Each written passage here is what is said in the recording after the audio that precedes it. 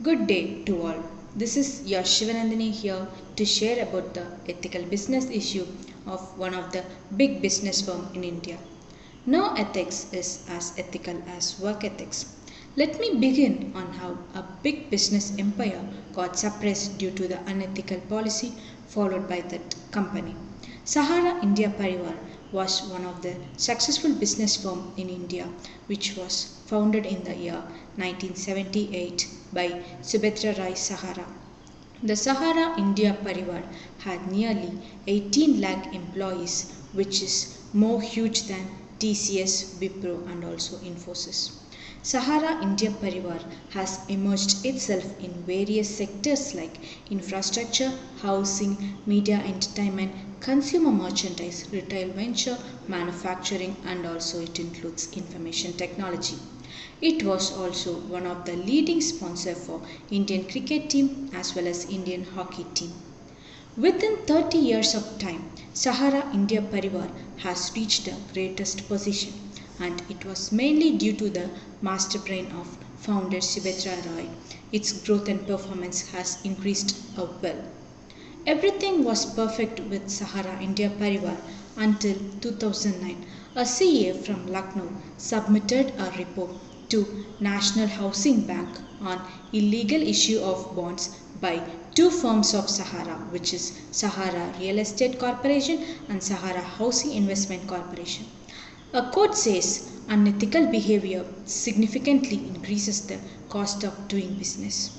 And these two companies have collected rupees 24,000 crore by cash from 3 crore investors. When there are more than 50 investors in a firm, it must get the approval of SEBI, which is Securities and Exchange Board of India. But Sahara Group has only registered itself under ROC, which is Registered of Companies, which is completely an illegal process. So National Housing Bank transferred this issue to SEBI and SEBI started investigating it in 2009. At that time, one of the Sahara Group, which is Sahara Prime City, applied for an IPO under SEBI. Sahara India Parivar submitted DHRP report, which is Draft Red Hiring Prospects report, which contains all the information that is done by Sahara India Parivar to SEBI, as it is necessary to submit for the application of IPO. From that report, SEBI analyzed that there was some mishandled information and irregular transactions with the two firms, which is Sahara Real Estate Corporation and Sahara Housing Investment Corporation firms. So it delayed the process of issuing IPO to the Sahara groups. These two firms collected the money through the issue of optionally fully convertible debenture bonds, which is to be converted to as equity shares after a short period. But in this case, the investments that was done through the bonds were not converted to equity shares, even the time period was due a long ago.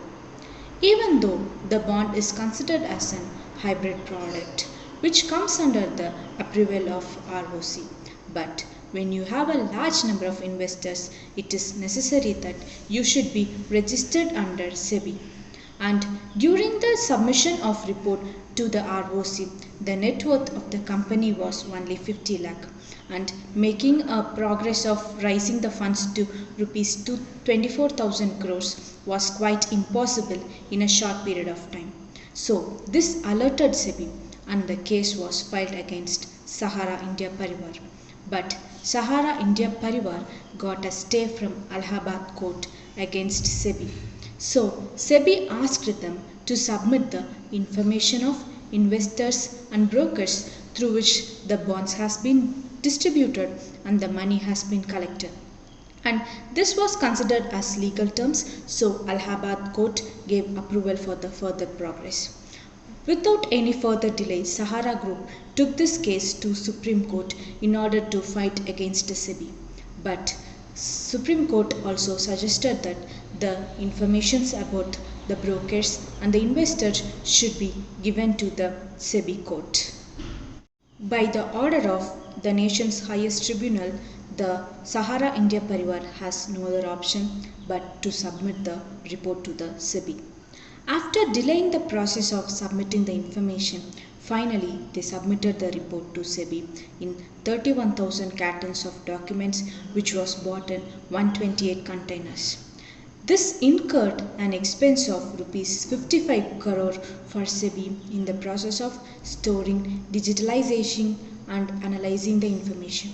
Finally, SEBI ordered Subhatra Roy to return the money to all the investors with 15% interest rate for the value of money within 90 days in 3 installments to SEBI, so that SEBI can distribute it to the person who invested this money.